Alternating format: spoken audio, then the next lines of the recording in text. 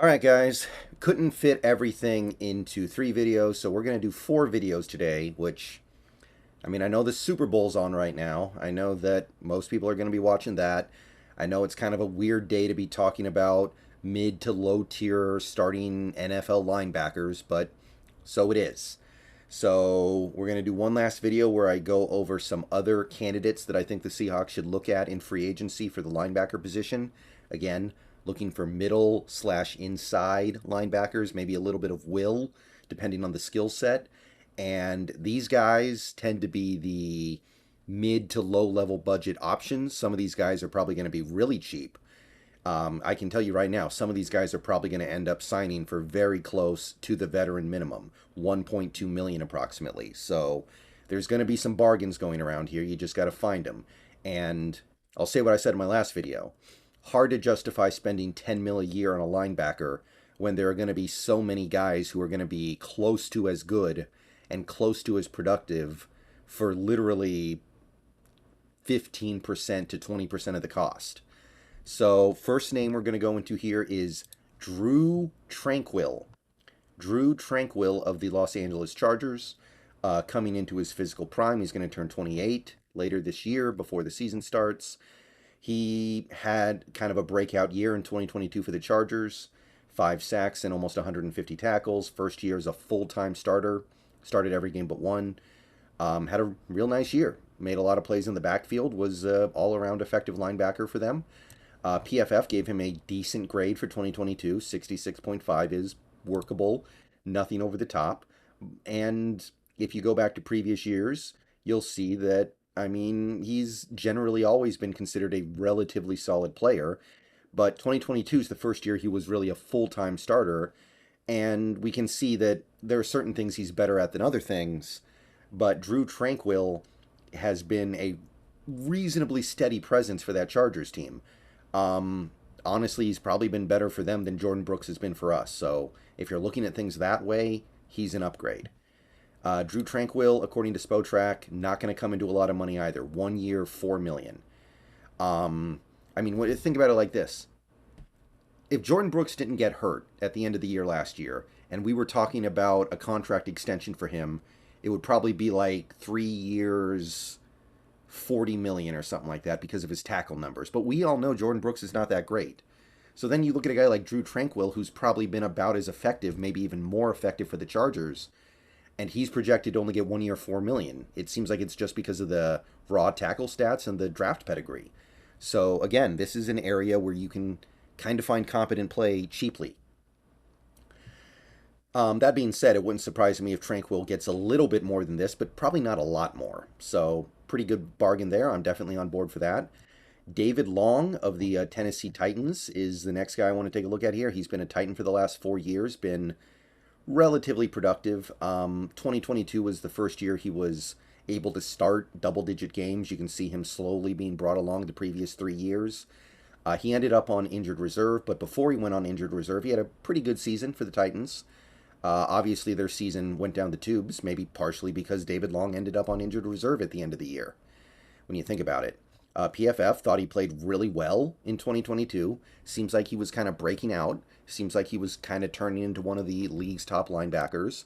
And then he got hurt. But the injury doesn't seem like something that's going to derail his career. And even in 2021, you can see the grade is still pretty good. So this guy was on the rise. This guy was headed towards something special. And it seems like he started to be something special in 2022. So the injury is going to cost him some money.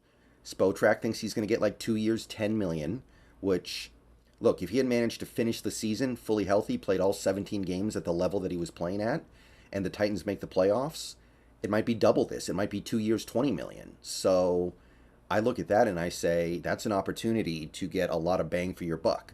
So David Long, very high on my list, especially at this price. Next name would be Kaden Elliss of the New Orleans Saints. This is very close to a Mr. Irrelevant, by the way.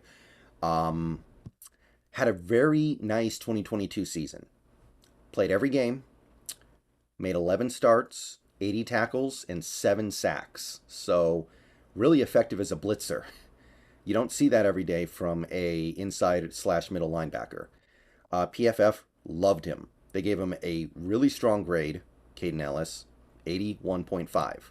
So this is a guy who's headed in the right direction with his career. You can see a previous year where he didn't play as much. You can see the grade is still fairly good. The grade is still strong.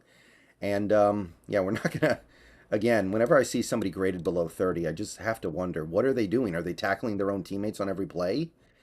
I don't know.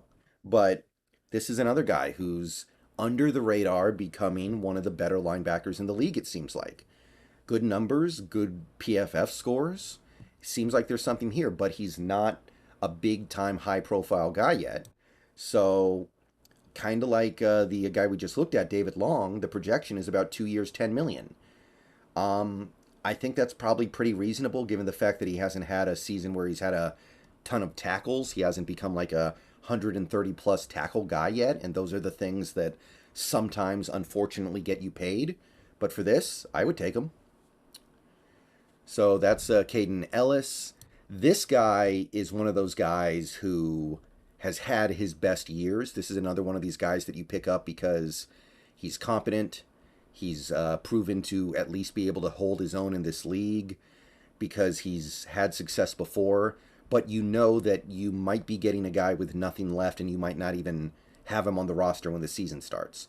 Oh, and he's a former Washington Husky, so there's that. Cory Littleton, I mean, obviously did a lot of cool stuff for the Rams while he was there. Played in a 3-4 and a 4-3, so there's versatility there, which I like. Made a Pro Bowl, almost made an All-Pro first team one year. Was on a defense that was really, really good and made it to the Super Bowl. He was on the #1 defense in the league in 2020. And his game has just kind of deteriorated to the point where he wasn't even with the Rams last year. He spent a year in Carolina. And actually, this is kind of what caught my eye here. PFF thinks he had a bounce-back year. They gave him a very solid grade for the season. And this is indicative to me of a guy who maybe still has a little something left because 2021, they didn't like him at all. So something changed. Even in 2020, the year the Rams had the #1 defense, they didn't like him at all. You have to go back to 2019 to find a really good graded year for Cory Littleton.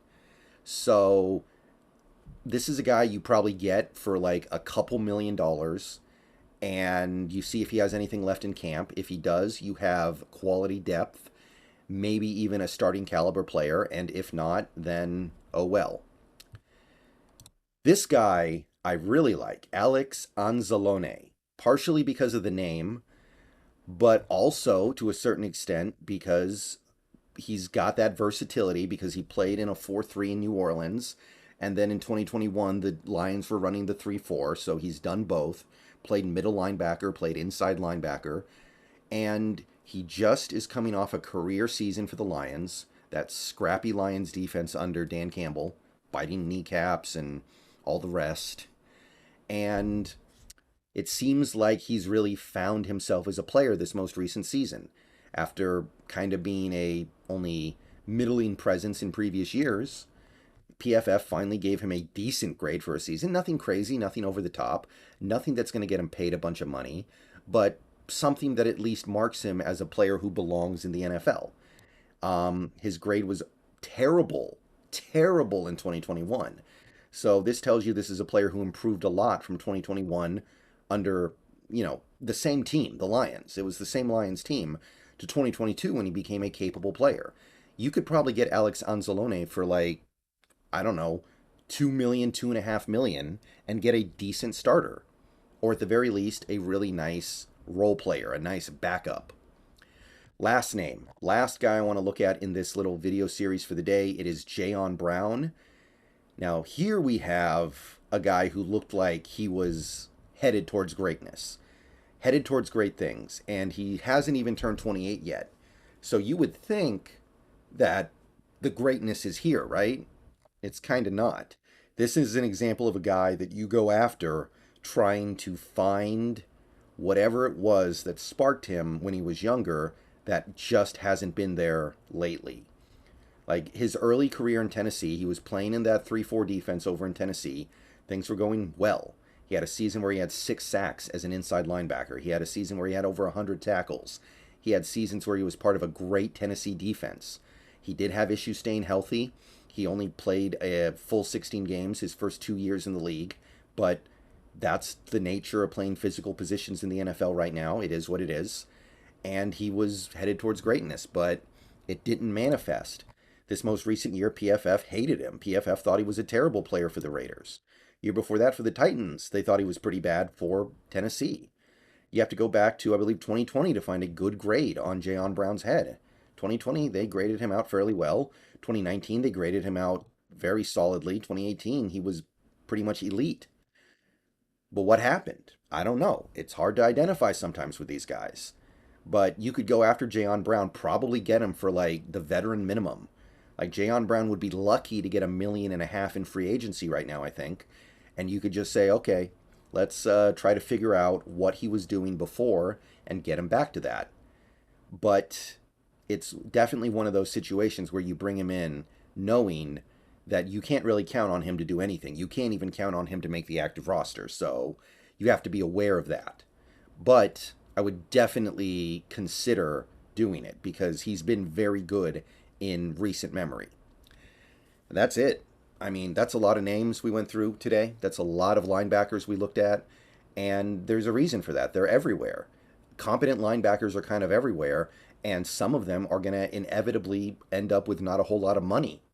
Which is why, even though I did make that video this morning talking about the big guns, because you do need to talk about those guys, it just seems to me you can get quality, competent, maybe even great play from much cheaper guys. A lot of the guys I mentioned in my videos today, I don't know which ones are going to end up being good in 2023, but a lot of them are probably, right? And of the ones that aren't, some of them are going to at least be okay, right? And sometimes that's all you need. If you have a great defensive line and a good secondary, which I think we can have, if we build it the right way, you don't need great linebackers. All right, let me know what you guys think down below. I will see you guys later today on Twitch. Go Hawks. Another position tomorrow.